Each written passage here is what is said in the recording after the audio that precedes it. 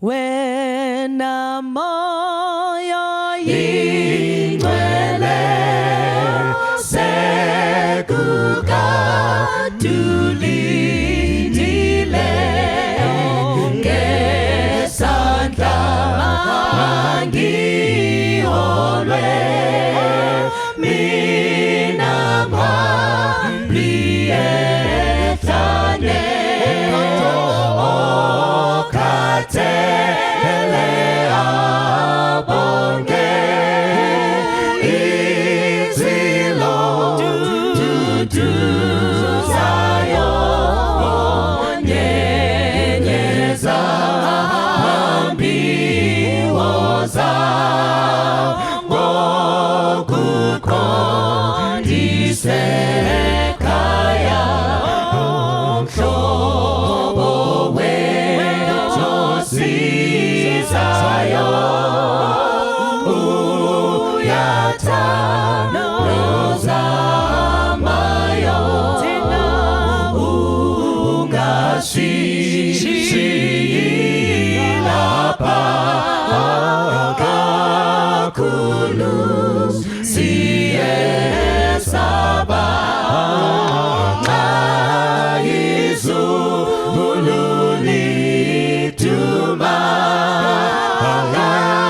kuwe okwetama nyenyeza hambiwoza ngokuqondisekaya Nkosi yethu enkulu siqondise phezulu ngokukhuleka kwethu noma amabizethu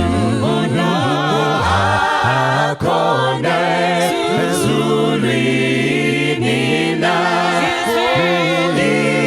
izwili liyaphendula hambiwozala ngokuqondisekaya Nkosi yethu enkulu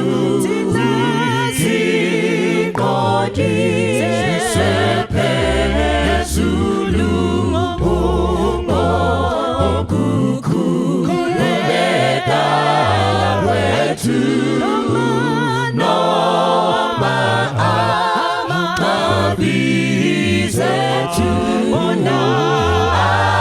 akhona ezulwini na izwili liyaphendula hambiwozala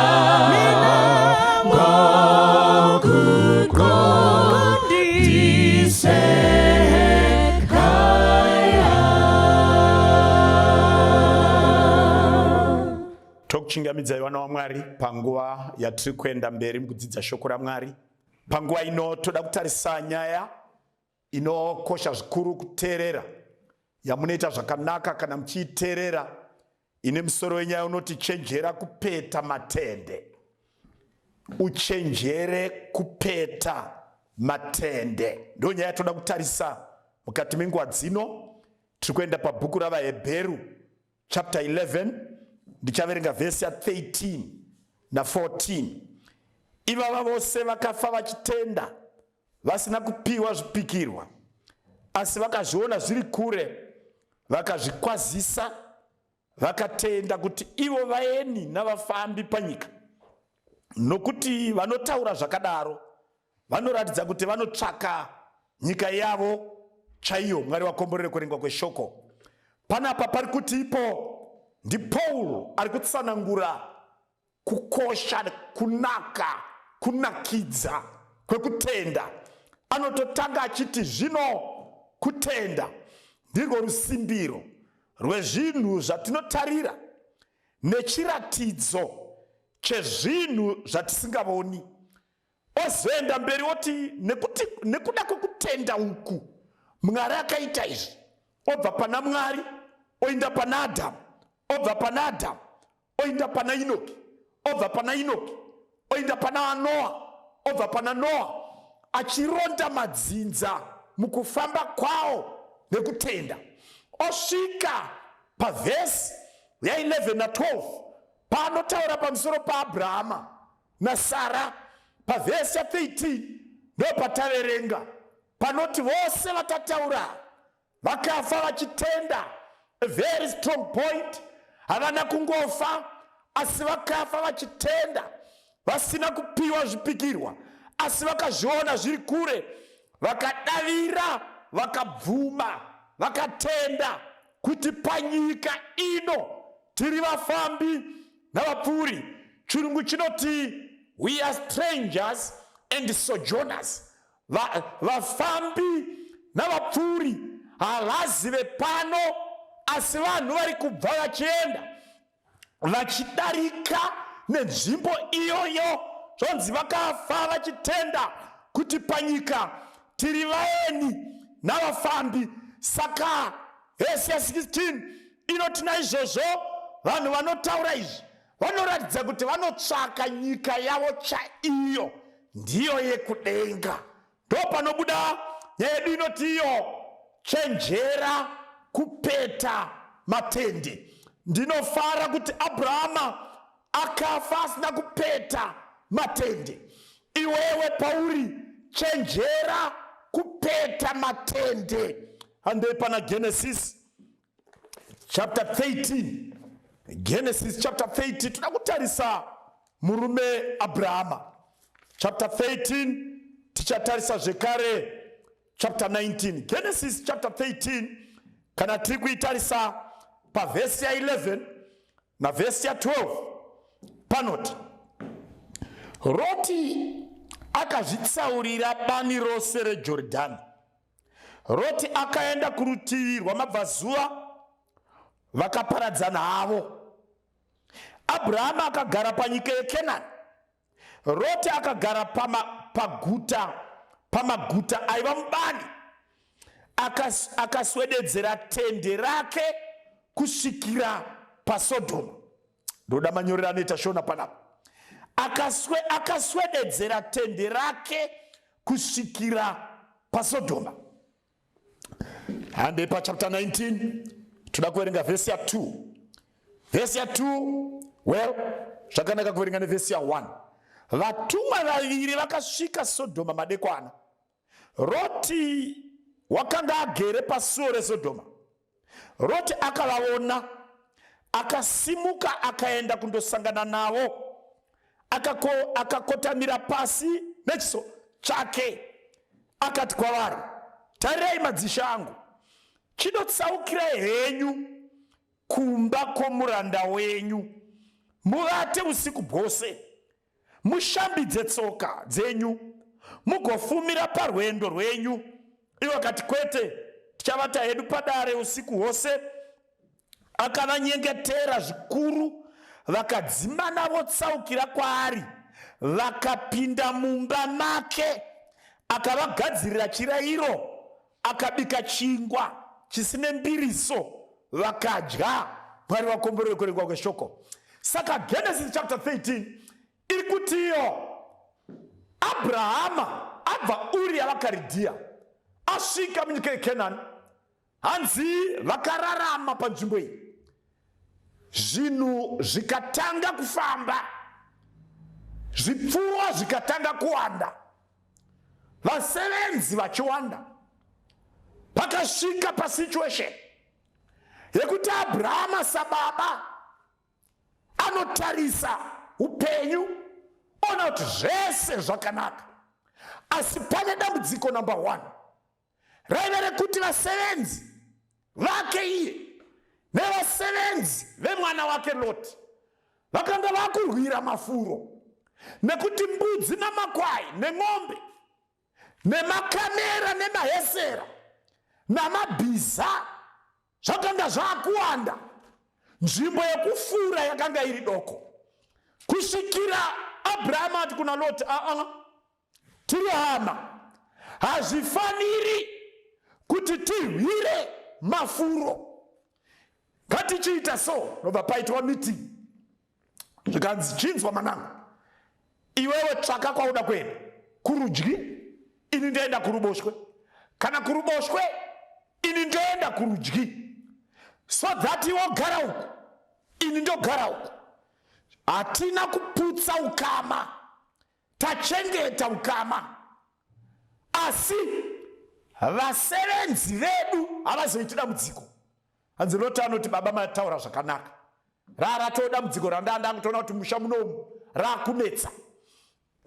Paripo mukati meimba yenyu, pamunogara nemwanakomana wenyu, mogara nemwanasikana wenyu, pekutanga zvinenge zvisina dambudziko. Asi mwanasikana aroorwa, ogara nemurume wake pamushauri, mwanakomana aroora, ogara nemudzimai wake mumushauri, uyo otenga mota dzake, uyo otenga masofa ake, uyo otenga mapoto ake, uyo otenga machira ake. Pazvinodaro space ichashayikwa, kitchen haiextend measurements, inoramba yakadaro. Avada kubika mbora, avada kubika nyeve, avada kubika tea zumbani, avada kubika emakoni. Ona kuti mumusha matanga noise, panenge pakuda hurumende pamusha kugara pasi yonesana zvingakosha nezvingaitwa. Ndo zvakaita Abrahama nemhuri yake naLoti. Musarambe kuparadzana kana pfuma yawanda, musarambe kuparadzana kana mafuro awandirwa, musarambe kuparadzana kana stendi yavadiki vana vachiwana, musarambe kuparadzana kana vasevenzi vakuwanda, musarambe kuparadzana kana dura ravadoko, musarambe kuparadzana. Bvumai kuparadzana nemwanakomana, nemwanasikana, nemuroora, nemukwasha. Tendai kuparadzana, zviri health, zvine utano kwamuri. Saka nonzi Loti ndiye akapiwa mukana. Apiwa mukana, Loti anotarisa, otarisa, otenderesa, odzoka oti, baba, ini ndafunga kuenda mubani rakatarisana nemaguta. Loti akanga atarisa nzvimbo iyi, aiziva kuti kwaine business remunyu, ndaive nzvimbo yemunyu. Saka akati, inini hangu dzangu ndikafudza ndonopicha matenzi angu, ndakatarisa mubani, hamune kuti munopaona sei. Baba vakati, aya zvakanaka mwanangu, chitora tunhu twako unotsvaka pakanaka paunopicha. Ndo pari kunzi nevhesi, akaswededzera tende rake kusvikira paSodhomu. Manyorero anoita munyori anoratidza kuti rakambopichwa panapa, nobva rasimudzwa, nobva ranopichwa, nobva rasimudzwa, richinopichwa, nobva rasimudzwa, achiswedera kuSodhoma neGomora. Kana ndakatarisa muchinda anonzi Loti, aiva nemakwa, aiva nengamera, aiva nembudzi, pfuma yake yakanga yakakwana. Ndofunga kuti varume veSodhoma vaibudamo vachiuya kuzotenga mbudzi namakwai, kana mahesera kana ngamera. Nhasi kwauya vairi vonoudza vamwe varume kune bhizinesi rengamera nemakwai, kwauya vatatu, kusvika Loti aona kuti iko muSodhoma neGomora mune bhizinesi rakanaka, obva asimudza tende achiriswededza kuti bhizinesi rake riblume. Paidaro aipeta matende, ogadza matende, opeta, ogadza matende. Achidaro bhaibheri rangu riri kundiudza kuti pakazosvika Loti paakanga pasuo reSodhoma neGomora. Handizivi kuti ikanzuro here yeSodhoma neGomora kana kuti ndiye amene akazoti pano pandare hapachaita kupicha matende, pakuda kupeta matende. Tapeta matende, torasha, totanga kuvaka foundation. Ndofunga akagara navana vake vakavunzana. Munoona zvichiita here kuti tigare mumatende, vamwe vese vachigara mudzimba dzezvidhina? Munoona zvichiita here pakabvunzanwa? Kuda mai vakatanga kutaura hazviite kuti masofa andatenga muSodhomu ano vamwe vese vanoisa building ini yangu ndoisa mumatende. Kuda vanasikana vakatanga kutaura ticharohwa tonopinda mudzimba dzakavakwa mumamanshoni, isusu tinozoita sei? Tisina kuzvijaira kunogara mukati medzimba, tajaira mumatende. Tinononyadzisa kumhuri dzatinenge tarohwa. Pakaita kutaura, vanhu vachibvunzana, muri ichitaurirana kusvikira Loti akazosvika. Kuda paakataura nevasevenziwo vakataura zvavakataura, vakati chero makwai haachaiti kuvakira zvirugu zvematanda, pakuda zvezvitinha. Pakasvikwa pekuti mhuri yakawirirana kuti ngatipete matende, ngatipete matende. Vasati vapeta matende, pakanotsvakwa maarchitect emuSodhomu and Gomora aiuya kuzodhrowa maplan edzimba dzaivakwa muSodhomu and Gomora. Hanzi vakauya vakadhrowa maplan, imba ikatanga kuvakwa, mafoundation akacherwa. Loti aigara mumatende, mabhiridha achivaka zuva nezuva, Loti aigara mumatende. Ndati business richifamba, Loti aigara mumatende. Vanasikana vachitsvakwa nevanakomana, Loti aigara mumatende. Imba yakapera ikaiswa roof, pakasvika day reinauguration yekuchibuda mukati mematende. Vanhu vakupinda muimba yezvidhina. Zuva rakasvika, ndofunga kuti Loti anga ane shamwari nemabusiness partner ake. Kuda naye vakadaidzwa, varume huyai muzoona imba yandavaka for the first time in history. Parudzi rwaAbhurahama pakabuda munhu akatanga upenyu hwekugara mumatende. Abhurahama ndiye ari kunzi naPaul.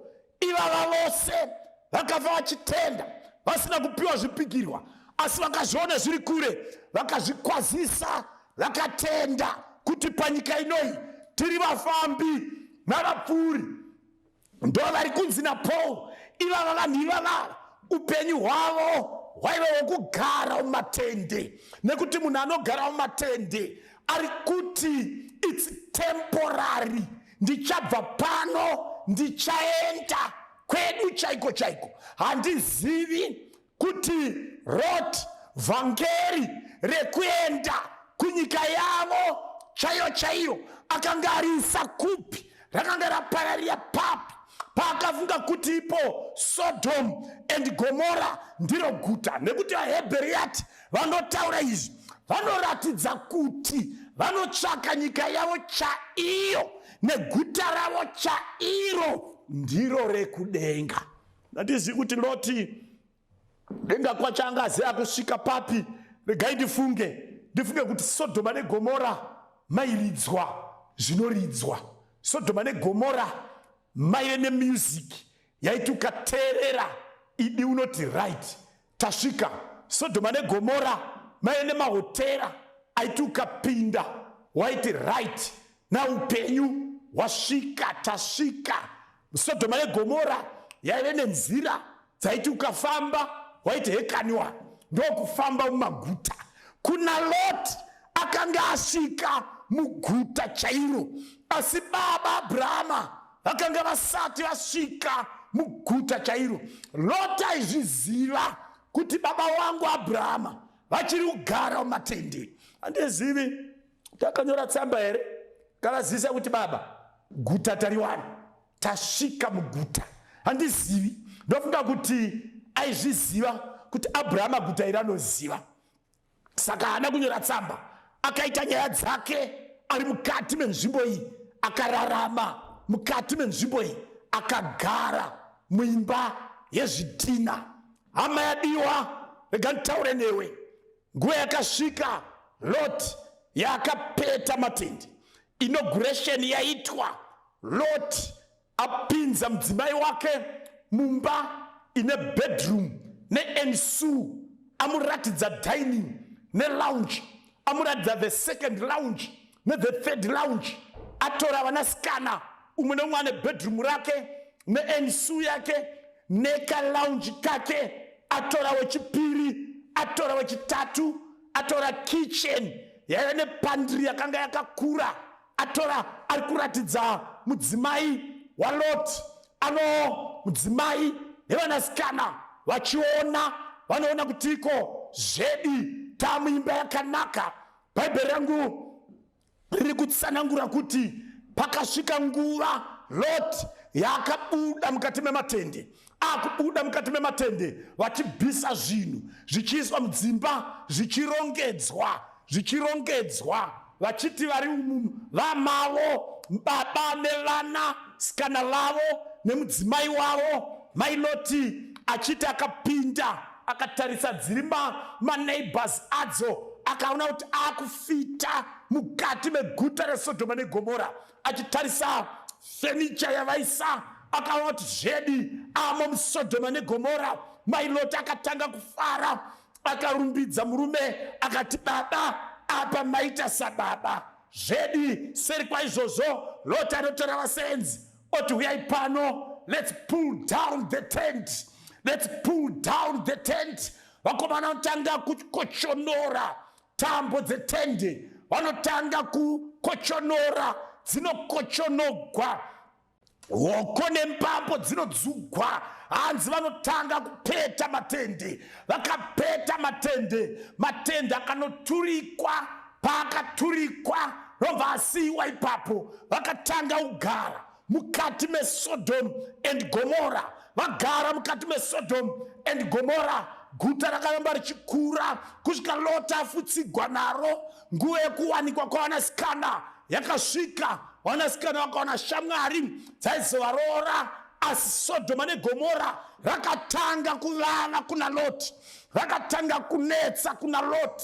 Bhaibheri rinondiudza kuti hanzi Lot anga akuspenda time ari pasuo kupinda mukati meguta mama akunetsa. Saka vaipinda mukati meguta, vanasikana vainoonekwa nemafriends avo namai, vainoonekwa neshamwari dzavo, uye vainda kushopping. Ndo vanhu vakanga vakupinda mukati meSodom and Gomora. Lot, Sodom yakanga yovava, yakanga yonetsa. Sodom yakanga isagarike, akugara pamasuo eSodoma neGomora.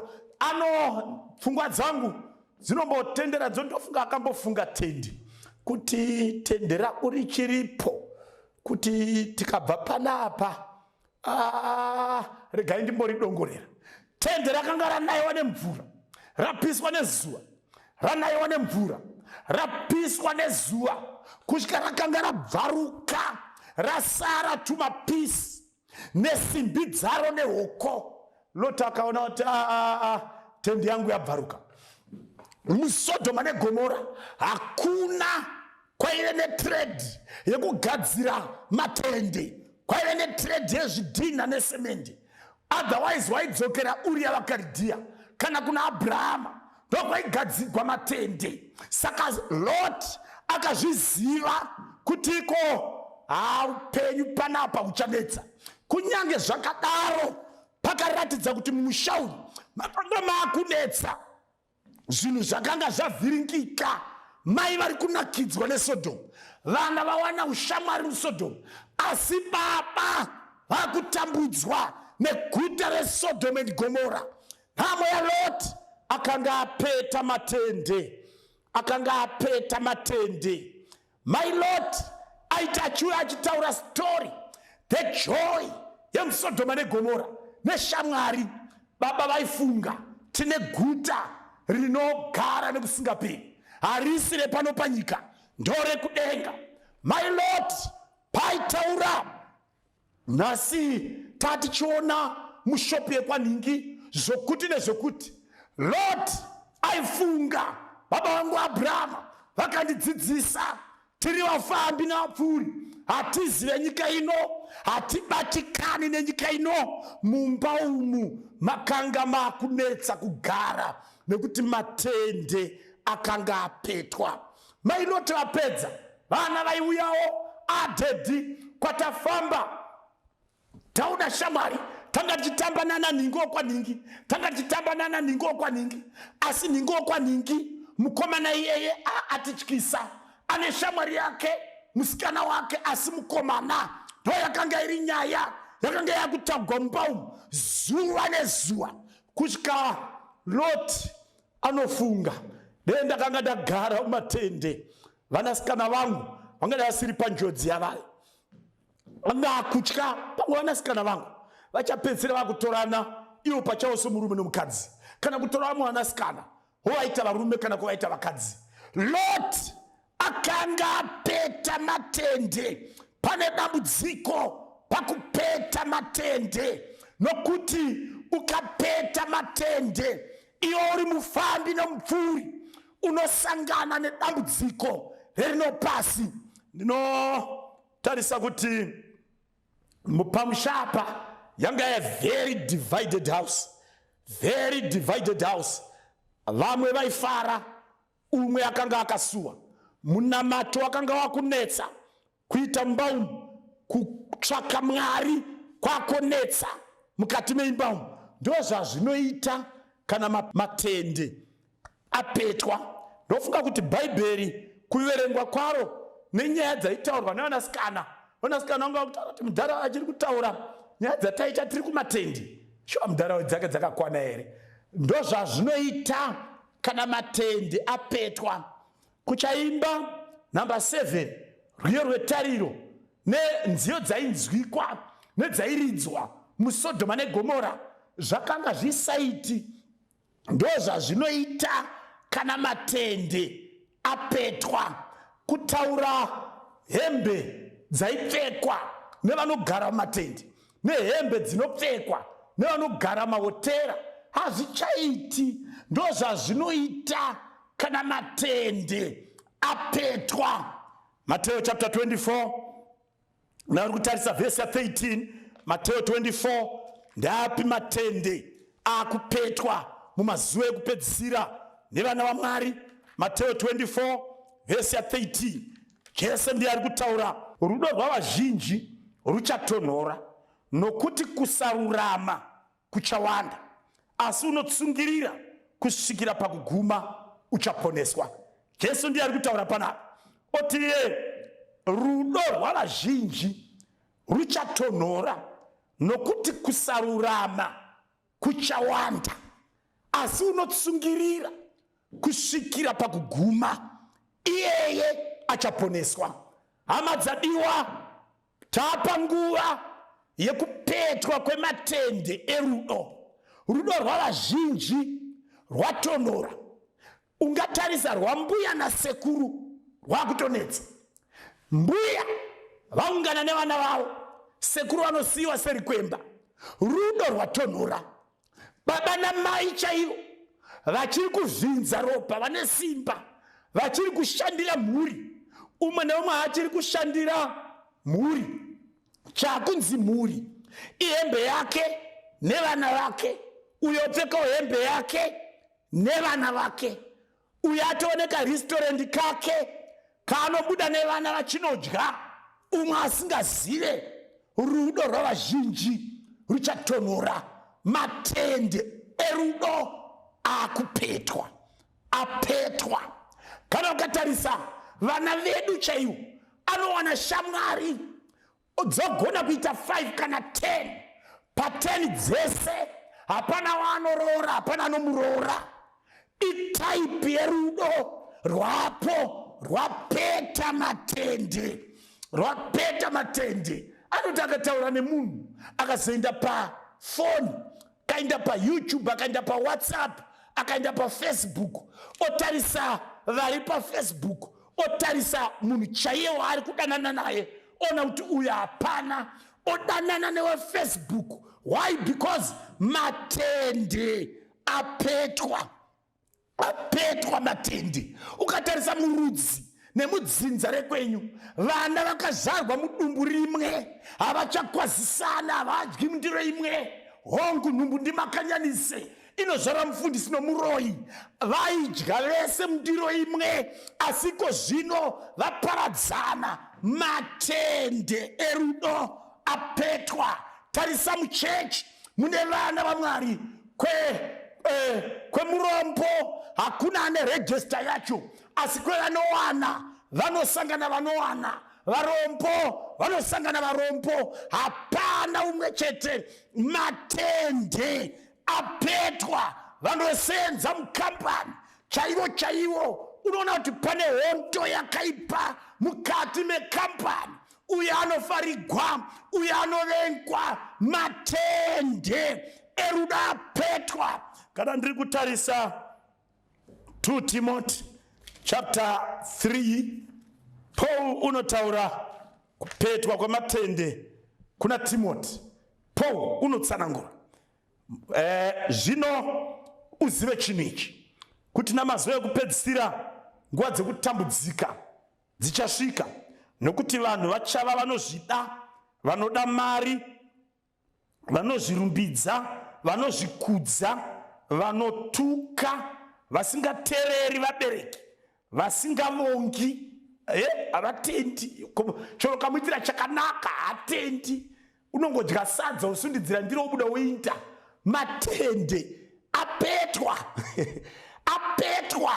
Zvikanzi vasati vari vatsvene, vasati vari vatsvene, kureva kuti kuchechi vanoinda, vanonamata, asi havasi vatsvene, havasviki pautsvene, vasino rudo chairwo. Kuno rudo kwozoita chairwo. Zvikanzi vasingadi kuyanana. Pamunoedza kuti ngatiyanane, iye anopoya akadai. Chaasingadi ndechekuti kwekupedzisira muve united as a family, as vana vemunhu one. Izvo zvaatodi, handizivi kuti chii. Aiwa, matende apetwa, matende apetwa. Kusina matende akaturikwa padare, akarohwa nezuva, akanayiwa nemvura, akabvaruka. Matende erudo akabvaruka.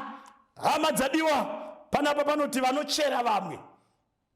Paifanira kuunderline waka. Vanochera vamwe, vanoita makuhwa, vanotaura zvisirizvo pamusoro pavamwe nemafoni akauya. Basa ndere kuchera vamwe. Kona munhu achitaipa ari kutaura pamusoro pemwe munhu zvinogona kunge zvisiri right, zvinogona kunge zvisinganakidzi. Ndozvaada kufambisa vasingazvidzori, havazvidzori. Akatanga kuita chinhu chakanaka kana chakaipa, haazvidzori. Akatanga kutsvaka mari, akatanga kuiwana, anoitsvaka kusvika mari yacho yamuuraya. Akatanga kuroya, unoroya kusvikira naye wazviroya.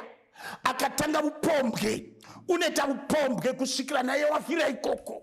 Ndozvazvaira muSodom and Gomora. Matende akanga apetwa. Zvikanzi vasingazvidzori, vane hasha. Mazuva ano munoti emotional, ari very emotional, ane high tempers, aye atangiki, vane hasha, vasingadi zvinhu zvakanaka. Unoziva kuna vamwe vanhu muchitaura nyaya yakanaka, iye anokonesa nyaya kuti iperere pasina solution, iperere paproblem, isaperere pasolution. Why? Because matende akapetwa. Zvikanzi vanonyengera, vasingarangariri, vanoita namanyawi, vanoda zvinofadza zvenyika kudarika Mwari, vane mufananidzo bedzi wokunamata, asi vakarasa simba rako. Ndozvazva muimba yaLoti. Mama ane mufananidzo bedzi wokunamata, asi simba racho vakanga varirasha. Rega nditaure ndichitiko nemhaka yaizvozvo. Guta reSodom and Gomora rakaparadzwa, kwakanaya mvura yaidzutuka nepasi, nemweya inaya achibva mudenga. Ndozvinoitwa kana matende erudo apetwa. Ndozvichaitika kana matende eunity mumhuri apetwa. Ndozvichaitika kana mabasa akanaka asaitwi mukati medzimhuri. Vanhu vakuvengana nekugodorana. Guta ramunogara rezvidhina richaparadzwa. Kwete guta chete, hapana kuparadzwa guta chete. Mukadzi waLoti akadhistroyiwa, akaita churu chomutu chomunyu. Chii chakamuparadzisa? Vakanga vapeta matende, vakapeta matende, vakaturika padara, akanayiwa nemvura, akapiswa nezuva akaora, vakasara mune zvavaiti zvidhina. Izvozvo zvakaita kuti mai ava vaparadzwe nevasina kudzingiswa. Chii ichocho? Handizvo chete. Vanasikana vaLoti vanoenda nababa vavo, asi chiSodhoma chaamavari chachapinda zvekuti vaikoko vakanoita incest, vakanorara nababa. Ndozvinoitika kana matende apetwa. Mai makagara mumba, muchida nyika yazvino kudarika nyika yekudenga, muchida zvinooneka, musina basa nezvisingaoneki, muchibatikana nezvinopfuura, musingabatikani nezvinogara. Rimwe ramazuva muchaparadzwa. Muchenjere kupeta matende. Vanasikana vangu, muchenjere pakuyanana nenyika ino, pakubatikana nenyika ino, pakusungikana nekubudirira kwezvinoonekwa, muchisiya shoko raMwari. Rimwe ramazuva tichakuwanai makurara nana baba. Matende anenge apetwa. Matende anenge apetwa. Regai ndikubvunzei, Loti makapedzera rini kudzokera kumusha kuna sekuru Abrahamu? Vana venyu, nhai mai Loti, vanoziva here mbuya Sara? Vanoziva here sekuru Abrahamu? Kumusha kwamaigara makapedzera kuindako rini? Hamusati mapeta here matende? Vamwe vakatotama kumusha kwacho, vakasiya dzimba dzakadhirika, vabatikana neguta nezvinopfuura mariri. Hamusati here mapeta matende? Nekuti pamakasiya hama dzokumusha dziri kuripotana nhasi kuti vari kuHarare, vari kuBulawayo, vari kuGweru, vachiri kutaura vaine tariro yekuti kwamuri ikoko kwakanaka. Kwakanaka here? Makambani akavhara, hakuna chiri kushandika. Dzimba dzekumusha makati hatichadzokeriko. Makatotaura zvekuti muraini vanotozviziva kuti mai vaigara apa vakati zvemuruzevha zvinonetsa, zvekuchitungwiza zvinonetsa, zvekuZimbabwe zvinonetsa. Isisu taakuno, hamuna here kupeta matende? Vaingada kunamata newe mwana waMwari pauri papapo, pamuri papapo. Muchiri here verudzi? Uchiri here vekutenda? Vaeni navapfuuri vane kutenda kuti panyika inoi tiri vafambi, tinotsvaka nyika yedu chaiyo, ndiyo yekudenga. Zvakadaro zvekuti tingatenge motikari, tingatenge dzimba, asi tinozviziva zvichapfuura. Tiri kutsvaka yedu ichagara nekusingaperi. Zvichirimo here kuti neimba yakanaka yamakugara nemasofa, izvi zvinopfuura, kune zvichagara nekusingaperi? Zvichimo here mukati memwoyo? Mwari achiri Mwari here? Patafura iri mudhainingi pachiri kupfugamiwa here? Pachidaidzwa zita raMwari? Vamwe vakatoti nelockdown idzodzidzi kuchechi hakuchaendwe, saka hata hakungoita mwe nomwe zvaada. Vana vari mubedroom vanomukira imomo, vorarira imomo, voswera imomo. Hapana pavanosangana nababa namai kusiya kwokusangana nendiro yangu yekudya kana kusangana neTV yekuona zvakagadzirwa navamwe. Panguva yekusangana sababa namai navana vachinamata Mwari wokudenga, vachiudzana kuti panyika inoi tiri vafambi nevapfuuri, muchiripo here? Kana kuti matende akapetwa. Mubhuku muchiri kuziva here pairi mubookshelf kana kuti matende akapetwa. Ndati bhaibheri harichadarira nedhasti here, zvimwe matende akapetwa. Kweiyo kotani muchiri kuidzidza here? Muri kuziva tiri palesenari matende akapetwa. Ndati ko chidzidzo chebhaibheri muchachizivawo here? Mukabvunzwa kuti vakafa vaneindepi, muchiri kugona here kupindura? Pamwe matende akapetwa. Ndati muchiri kugona here kuziva miganhu yemutemo waMwari, kuti apa ndo patotangira, apa tichigumira, apa totangira, apa tichigumira, zvichirimo here? Kana kuti matende akapetwa, maparadzaniswa nechechi. Loti abva kuna Abhurahama aswededza matende muSodhoma neGomora, apeta matende, hoyo amuzvidhina. Mapapi apo taakuita munamato, ndaingakumbira kuti udzokere kuna Abhurahama, udzokere kumatende, ugadzire matende erudo, matende ekutenda, matende eshoko raMwari, matende emunamato mumba mako, matende ekuimba nziyo dzeZion, matende etariro kuna Jesu anouya, matende anokuzivisa kuti nyika ino ichaguma, tiri vafambi nevapfuuri. Matende iwayo ngaadzoserwe, apichwezve, aite zvakanaka. Ngadzore sori tinamate. Baba vari kudenga, muzita raJesu tinokutendai nokuti muri Mwari. Zvamakareva zuro hazvishandugwi navanhu kana nenguva, zvichamira nekusingaperi. Chidzidzo chatinowana paupenyu hwaLoti chidzidzo chekuipa kwekupeta matende. Matende evafambi, matende evapfuuri haafaniri kupetwa, anofanira kugara akapichwa. Nyange zvenyika ino zvikanaka, matende evafambi anofanira kugara akapichwa. Ngoro dzayo dzinofanira kugara dzakasungwa. Tibatsirei vanorarama munguva yekupedzisira, pamunoti rudo rwavazhinji ruchatonhora, vanhu vachava vasina rudo chaigwo. Ndo nguva yataakurarama. Ndinotya kuti zvimwe matende apetwa.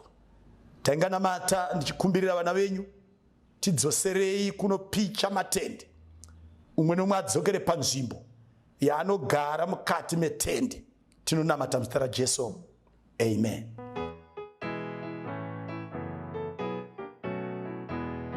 Ndafamba kure kumusha, tenzi ndotoka, ndakaita zvakaipa, tenzi ndotoka, ndotoka kumusha, zvekusafamba, tambanudzai maoko, tenzi ndotoka, ndarasa makore mamwe, tenzi ndotoka, ndopinduka nemasodzi, tenzi ndotoka, ndotoka kumusha, zvekusafamba, tambanudzai maoko, tenzi ndotoka, tenzi ndaneta kutadza, tenzi ndotoka, rudo rwenyu ndosimbira, tenzi ndotoka, ndotoka kumusha,